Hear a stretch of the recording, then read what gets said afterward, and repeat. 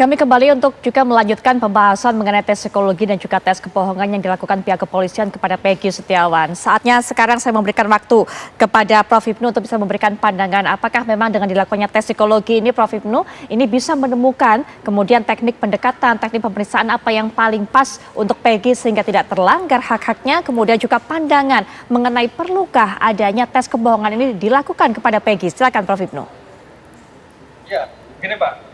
Dalam konsep praadjudikasi, pemeriksaan seorang tersangka itu harus mengenal asas akusatur. Asas akusatur itu adalah asas yang meletakkan seseorang tersangka sebagai subjek. Sebagai subjek, Peggy bisa menolak, Peggy bisa menghindar. Karena sebagai subjek atau penasihat hukumnya menurut, jangan, ini anak sehat kok, tahu persis apa yang dilakukan, dia nggak melakukan apa-apa, bisa. Sebagai subjek, bukan sebagai objek. Kalau kita dulu kan sebagai objek. Jadi mau tidak mau ya diperiksa, harus A, B, C tadi Pak, kemudian psikologi sampai penekanan, itu jangan sampai. Itu yang pendekatan-pendekatan salah. Pendekatan-pendekatan inquisitur. Sedangkan sekarang pendekatan akusatur yang melihat sebagai subjek. Nah, oleh karena itu, dalam ilmu hukum pidana, kaitannya sistem peradilan pidana, memang yang paling sulit adalah di praadjudikasi. Menentukan seorang tersangka mampu berjahat atau tidak, menghendaki atau tidak. Nah, ilmu bantu, ini saya katakan ilmu bantu, itu hanya membantu, bukan sebagai alat bukti. Kenapa diperlukan itu? Kita lihat nanti penyidiknya polisi, taunya hukum, hakim hukum, jaksa hukum. Makanya ilmu bantu. Dalam konteks ilmu pembuktian, keterangan-keterangan forensik itu hanya menambah pengetahuan, bernilai bebas. Artinya, kalau sampai hasil ini tidak baik atau hasil tidak relevan, hakim bisa mengesampingkan semua nilai-nilai pembuktian yang ada. Oh ternyata Peggy tahu kok, oh ternyata Peggy tidak tahu kok, buktinya ada semua. Ini yang harus kita pahami. Jadi ilmu forensik ada ilmu pengetahuan untuk kepentingan pembuktian. Fungsinya membantu, bukan sebagai alat bukti. Begitu Pak. Baik, maka saya ada pandangan juga mengenai hal ini. Saya harus tandaskan bahwa saya tidak kontra diselenggarakannya pemeriksaan psikologis terhadap tersangka pada kasus hukum apapun. Sepanjang ada kejelasan, ini tujuan pemeriksaannya untuk apa. Kalau tidak ada kejelasan, saya khawatir ini entah overuse, entah ini misuse, bahkan entah ini abuse. Itu yang saya harapkan tidak terjadi. Itu satu. Yang kedua, kalaulah saya boleh menyampaikan ke tim penasihat hukum PS, betapa ironisnya seandainya kondisi psikologis klien mereka itu diketahui oleh penyidik, diketahui oleh jaksa penuntut umum nantinya sekiranya masuk ke persidangan, tapi penasihat hukum tidak punya gambaran tentang kondisi psikologis klien mereka. Itu sebabnya karena ini sudah terlanjur berlangsung, sungguh-sungguh saya menyemangati tim penasihat hukum untuk tahu kondisi psikologis mereka berdasarkan hasil pemeriksaan yang sudah dilakukan. Itu terkait dengan pemeriksaan psikologis. Perlukah kita berlanjut dengan tes kebohongan? Ya. Mbak Putri, sebagaimana perbincangan kita pada kasus-kasus lainnya di TV One, saya orang yang terus terang dengan segala hormat mengkritisi penggunaan lie detector atau tes kebohongan atau semacam itu. Kenapa? Kita samakan persepsi dulu ya. Kebohongan itu apa sesungguhnya? Kebohongan itu adalah ketika perkataan senjang dengan kenyataan. Saya ulangi, ketika perkataan atau pernyataan ternyata tidak bersesuaian dengan kenyataan, itu adalah indikasi kebohongan. Instrumen atau alat yang disebut sebagai lie detector atau deteksi kebohongan itu, faktanya tidak mengukur kata.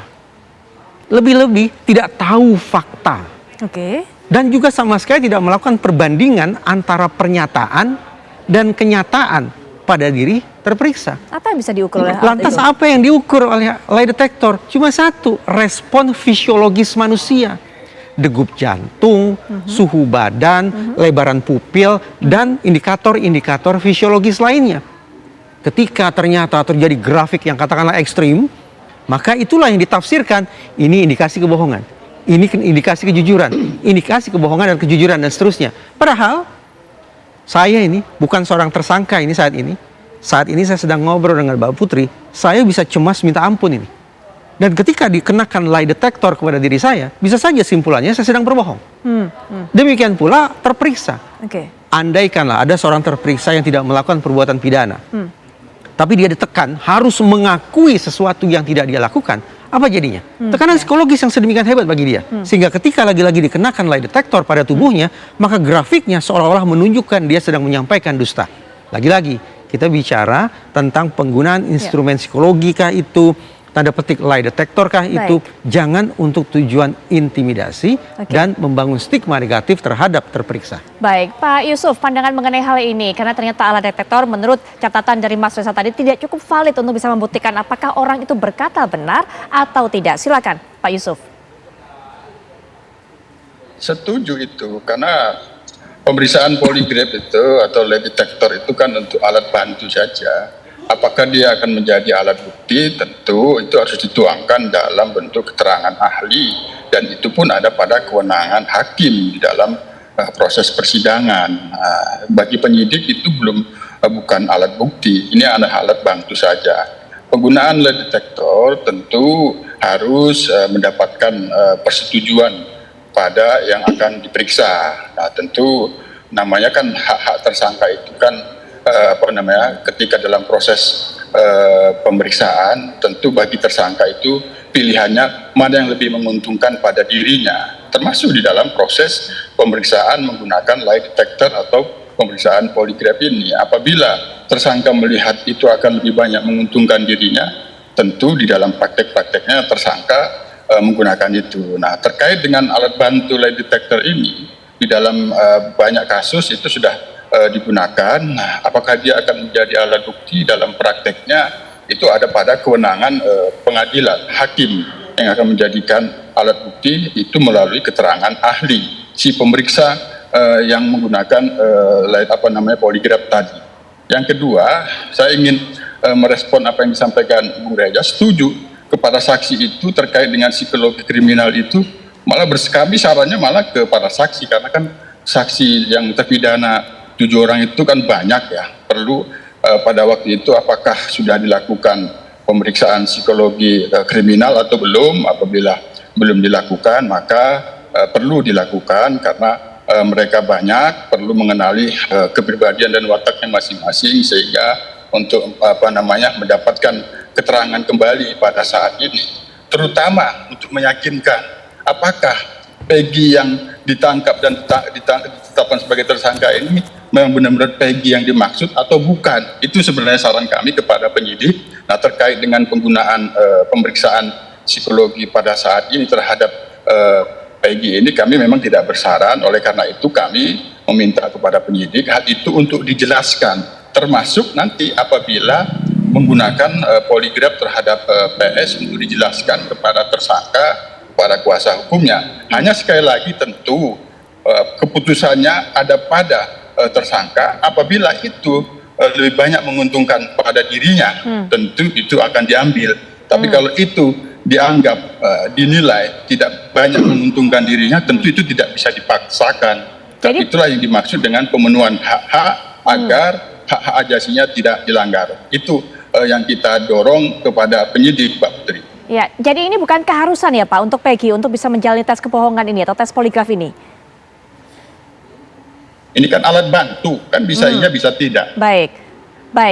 Ya, Pak Yuda, selanjutnya Pak Yuda, kalau tadi dikatakan juga oleh Bang Reza bagaimana hasil tes poligraf itu nanti juga sangat berhubungan dengan bagaimana kondisi mental dari Peggy pada saat mengerjakannya, pada saat melakukannya. Pak Yuda bisa mendapatkan informasi bagaimana kondisi mental saat ini Peggy, dan apakah ia juga sudah mendapatkan informasi kalau akan dijadwalkan menjalani tes poligraf tadi?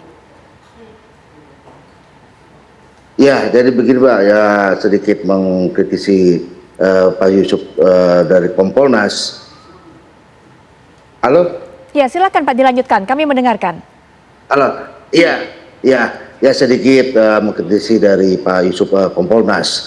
Ya, kami juga mengharapkan dari Kompolnas juga ada tindakan real lah mengawasi dalam penyidikan ini kepada penyidik, karena kami juga beberapa kali mendapat kesulitan, ya hambatan. Lagi awal saya pernah berkeluh tentang sulitnya bertemu dengan Peggy, yaitu kuasa hukum. Kedua, beberapa hari yang lalu kami sulit untuk mendapatkan salinan BAP yang cukup lama kami dari pengajuan awal itu sampai 2 minggu lebih.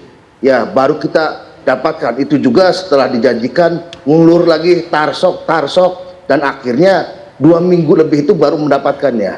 Dan ini juga dari tes psikologi ini juga kami mengharapkan dari Kompolnas juga lebih proaktif lah, lebih nyata dalam pengawasannya. Jangan sampai kita juga tidak dapat kejelasan, keterbukaan dari penyidik, tapi Kompolnas hanya menyampaikan teori-teorinya saja. Ini seperti ini, tapi realnya ini sama sekali ya hambatan bagi kami. Gitu. Mungkin ya harapannya itu agar kita juga dengan penyidik bisa terbuka, ya tidak ada yang ditutupi, kita juga biar mendampinginya juga, biar sama-sama kita sinergis lah gitu. Kami juga mengharapkan ya dari Kompolnas secara nyatanya itu realnya lebih diefektifkan. Baik, Pak Jadi Yudya. tidak mendasari dengan teori-teori aja. Baik Pak Yudya, tersampaikan, didengarkan tentunya oleh Pak Yusuf. Terakhir sebagai penutup, Prof. Hipnu silakan Prof. Hipnu. Ya, di penyidikan itu adalah sebagai pintu gerbang. Sehingga saya kira penyidik Polda Jabar harus hati-hati. Karena ini problem pertama ada bermasalah, sehingga penentuan tersangka ini jangan sampai bermasalah. Oleh karena itu, kalau sampai Polda Jabar menggunakan ilmu-ilmu forensik, saya kira perlu kita hargai. Diberikan bukti. Tapi juga jangan sampai tadi Pak Risa mengatakan sebagai bentuk pemaksaan. Karena itu adalah cenderung pada konsep inquisitor. Ini yang diperhatikan. Oleh karena itu, ketika pada seorang pelaku itu sudah mampu bertanggung jawab, ya harus segera dilakukan. Apalagi ini sudah penahanan kedua terkait dengan perpanjangan. Itu suatu luar biasa. Padahal ini kan perkara lama. Sehingga oleh karena itu perkara lama tapi dengan perkara bertele-tele. Nah itu jangan sampai. Sehingga reputasi Polda Jabar segera selesai, tuntas menentukan bahwa PS sebagai pelaku atau PS tidak sebagai pelaku. Terima kasih. Baik, Prof. Hipnu terima kasih, Pak Yusuf terima kasih, Pak Yudya terima kasih yang sudah berkenan meluangkan waktunya untuk bisa berbincang dalam diskusi ini melalui daring. Mas Reza juga terima kasih sudah memberikan catatan-catatan mengenai apa yang dilakukan oleh pihak Polda Jabar.